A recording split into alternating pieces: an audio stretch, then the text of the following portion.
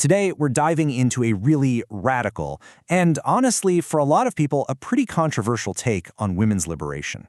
It comes from the philosopher Osho, and we're not just going to rehash old arguments. We're looking at a vision that questions the very goals of the movement itself. So, let's get right into it. All right, so let's just start with the big, provocative question that this whole thing is built on. What if the main goal of the women's movement, this whole fight for equality with men, has actually been a giant mistake? What if that path doesn't lead to freedom at all, but somewhere else entirely? This is our starting point. Now, to really get where the proposed solution is coming from, we first have to understand the diagnosis of the problem.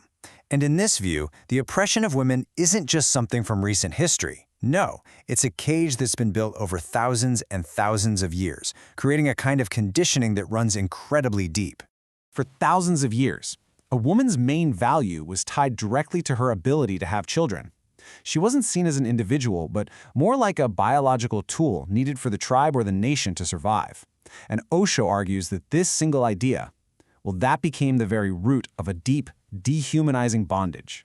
You see, this historical cage wasn't just physical, it was psychological, it was deep. Women were taught that sex was just a duty you perform in marriage, not something for their own pleasure. They were often kept in the dark about their own bodies. And then, a really critical piece of this was religious conditioning, which basically reinforced the whole thing, teaching that a woman's lower status was just her destiny, maybe even a punishment for something she did in a past life. So the only path forward was to be quiet and content, not to rebel. This text here argues that these religious ideas were basically fictitious explanations made up to stop people from looking at the real social reasons for their suffering. It encouraged women to just silently accept their lot in life. So the question for us, looking back, is, even if we've moved past these literal beliefs, how might these ancient ideas still be echoing in our culture and our attitudes today? Okay, so that historical setup brings us to what is probably the most controversial part of this whole analysis, a major critique of the mainstream women's liberation movement. The core argument here is that the movement has been a flawed rebellion, that it's not a true revolution, but just a reaction. And understanding this difference is everything. A reaction, in this view, comes from anger. It sees what men have, and it tries to copy it, to take it. It's basically playing the same old game, just trying to switch who's winning. But a rebellion is something totally different. It's creative. It isn't about imitating men at all, but about finding and celebrating a woman's own unique nature. And it's fueled by understanding, not by revenge. This quote really gets to the philosophical heart of it all. The path of reaction, fighting men with their own aggressive tactics, is seen as self-destructive in the end. It just traps women in a cycle of negativity. But the path of the rebel is about breaking that cycle.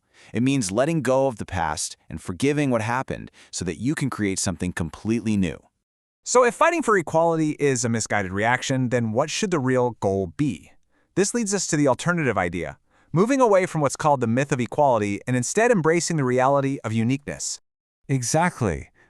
If men and women are not supposed to be made equal, then what does the future look like? What does real freedom look like in that world? The answer is uniqueness.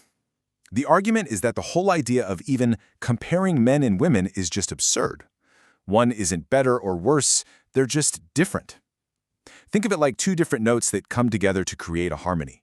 They're polar opposites, and it's that very difference, that polarity, that creates all the attraction and energy in life. So the goal isn't to erase the differences to become equal, but to actually celebrate them. And this is the call to action that comes from that. Instead of trying to suppress feminine qualities so you can compete in a world that's built on masculine values, the call is to actually develop them, to rejoice in them, to turn them into a form of art, to see them not as weaknesses, but as this powerful, essential inheritance you've been given. So this all sounds pretty philosophical, right? But how do you actually build this new world? Well, this vision doesn't just stay in the clouds. The source material lays out a surprisingly concrete and undeniably radical blueprint for a total overhaul of society. So, what does this social revolution actually look like? Well, first, it starts with a complete boycott of what are seen as man-made anti-woman institutions, especially established religions. Step 2 is all about money, achieving total financial independence, which is seen as the real key to power.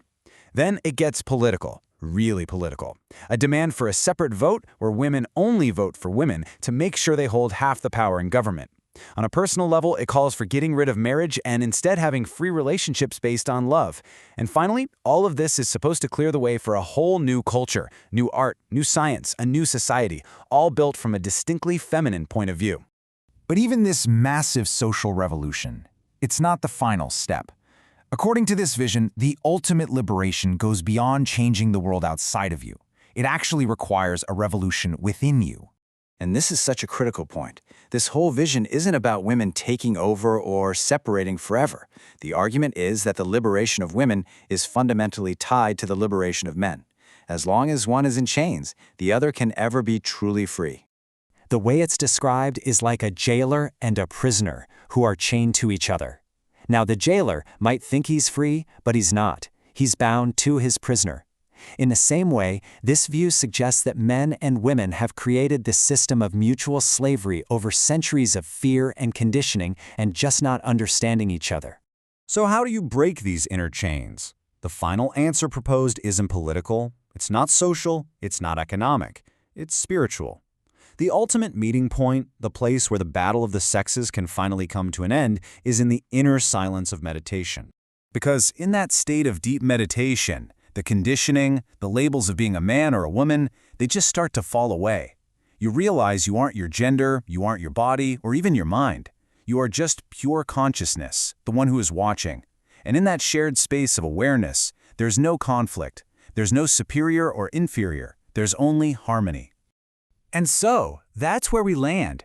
After going through the history, the critique of modern movements, and this radical blueprint for a new society, the final takeaway is that real, lasting liberation has to start on the inside. It brings this huge political debate right back to our own individual consciousness, and it leaves us with this question. Can we really change the world without first changing ourselves? Is the greatest revolution of all an inner one?